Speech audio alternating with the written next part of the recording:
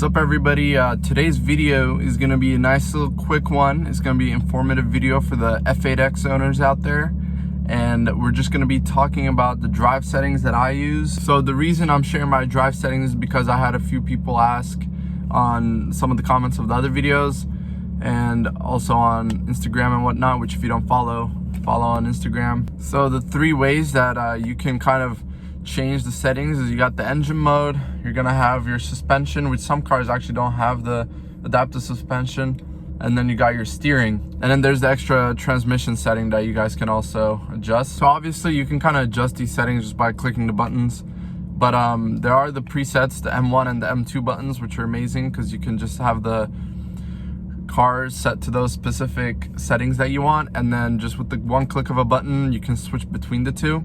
So I'll start with the M1.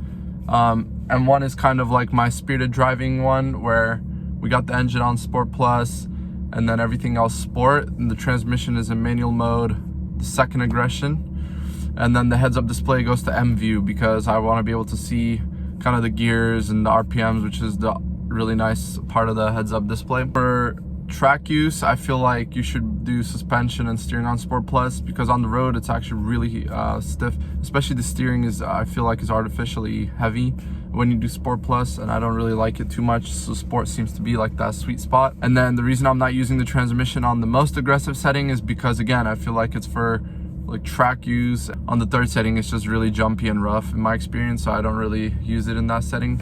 All right, then for the M2 is kind of my chill settings, where I'm just in drive, I'm in automatic mode, transmission's on the first setting so it can granny shift, engine's in sport because I want the valves and the sound open still, and then everything else in comfort, of course, because we're just trying to chill. It's kind of like my morning commute settings, if you will. Heads up display goes back to regular because, you know, why do I need to see all the other stuff when I'm in chill mode? I'd rather see my music and all that stuff on the heads-up display. The one thing that I should mention with both settings, the DSC is on. I'm not doing MDM or traction off. If I want to do that, I can just manually hit the button and switch it off or go into MDM mode.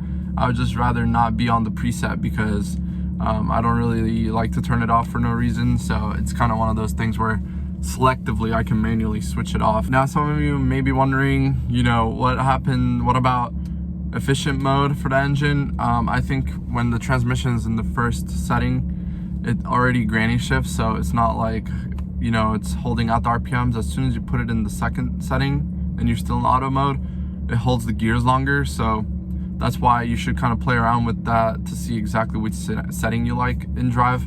Some of you were asking what my F80 settings were, so I just want to share them to give you guys another view on how I use them.